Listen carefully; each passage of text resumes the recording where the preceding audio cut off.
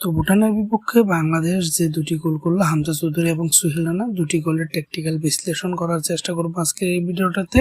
তো আশা করি আপনারা সবাই আমাদের সঙ্গেই থাকবেন। তো প্রথমে আসে হামজা চৌধুরীর গোলটার দিকে। তো হামজা চৌধুরীর এই গোলটার ক্ষেত্রে জামাল ভুঁইয়া যে ফ্রি কিকটা নিয়েছিলেন, তো দেখা যাচ্ছে হামজা চৌধুরী কিন্তু বেশ পিছিয়ে ছিলেন। তবে যখন দেখলেন সামনের দিকে একটু ফাঁকা রয়েছে, ডিফেন্ডাররাও অন্যদের সেট দিতে ব্যস্ত, তখন হামজা চৌধুরী তার গার্ডকে রেখে সামনে একটা রান মেক করলেন এবং একটু এগিয়ে এসে ডিফেন্ডারের যেখান থেকে ডিফেন্ডার ক্লিয়ারেন্স করতে চাচ্ছিল তার একটু সামনে থেকে হামজা চৌধুরী লাফিয়ে উঠলেন এবং বলটা রেখে দিলেন বক্সের ভিতরে এবং সঙ্গে সঙ্গে গোল হয়ে গেল। তো হামজা চৌধুরীকে কিন্তু এই জায়গায় তেমন কোনো প্রপারলি গার্ড দেওয়া হয়নি, মাত্র একজন ডিফেন্ডার হামজা চৌধুরীকে গার্ড দিচ্ছিল। তবে হামজা চৌধুরী তাকে বোকা বানিয়ে সামনে চলে আসে এবং হেড দিয়ে গোল করে দেয়।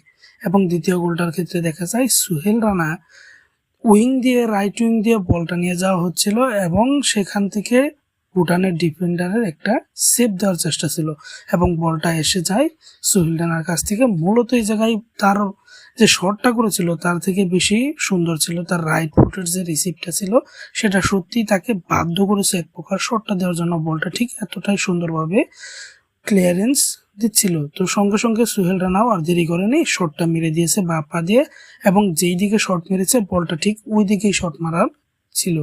তো ওই দিকে শট না মারলে জীবনে গোল হতো না এবং মূলত সঠিক জায়গায় শটটা হওয়ার কারণে গোলটা হয়ে দেখা যাচ্ছে। বাংলাদেশ যে দুইটা গোল করেছে, দুইটা গোলে টেকটিক্যালি তেমন কোনো শার্পনেস না থাকলেও গোল দুটা কিন্তু দেখার জন্য যথেষ্ট সুন্দর ছিল।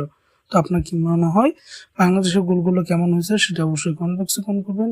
স্পোর্টসের সব ধরনের আপডেট পেতে হালকা স্পোর্টসকে সাবস্ক্রাইব করবেন। ধন্যবাদ।